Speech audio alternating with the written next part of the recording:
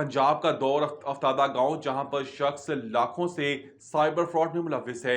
पंजाब के एक दूर अफ्तादा गांव में हर शख्स के साइबर फ्रॉड में मुलविस होने का इंकशाफ सामने आया है।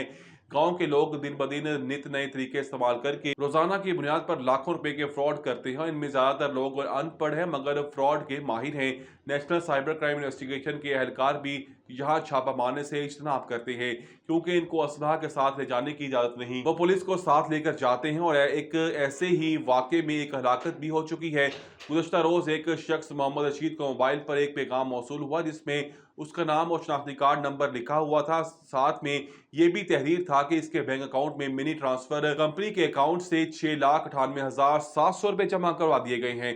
साथ ही रकम भेजने वाले का मोबाइल नंबर भी दर्ज होता है। साल 2026 के आखिर तक सोने की कीमत कहां तक जाएगी, नई पेशन गोई आलमी मालियाती अदारे JP मॉर्गन ने सोने की कीमतों से मुतालिक नई रिपोर्ट जारी करते हुए पेशन गोई की है कि रवां साल के इख्ताम पर आलमी मार्केट में सोने की कीमत $6,300 फी औंस तक पहुंच सकती है। बैंक की जारी करदा मार्केट ब्रीफ के मुताबिक मरकजी बैंकों की जानिब से सोने की मुसलसल खरीदारी और सरमायाकारों की बढ़ती हुई दिलचस्पी कीमतों में नुमाया इजाफे की बड़ी वजह बन सकती है। ईरानी पासदारान इनकलाब का नेतन्याहू के दफ्तर पर हमला, इसराइल की हमले की तस्दीक। ईरानी पासदारान इनकलाब ने इसराइली वज़ीर आज़म नेतन्याहू के दफ्तर पर हमले का दावा किया है। ईरानी पासदारान इनकलाब गार्ड्स ने नेतन्याहू के दफ्तर पर हमले का दावा किया जिसकी तस्दीक करते हुए इसराइल ने कहा कि इस हमले में कोई जख्मी नहीं हुआ। इधर इसराइली अखबार टाइम्स ऑफ इसराइल के मुताबिक पासदारान इनकलाब के मिसाइलों से इसराइली फिजाइया के हेडक्वार्टर्स को निशाना बनाने का भी दावा किया गया है।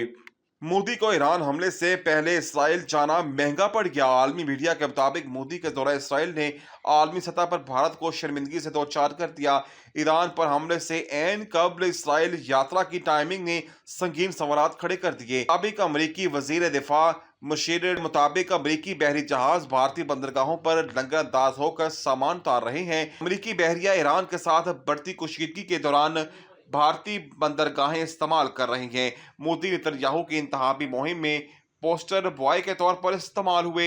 इसराइली साफी एताए मैक ने दी वायर में मोदी को नेतन्याहू की इंतहाबी मुहिम का सस्ता इश्तहार करार दिया।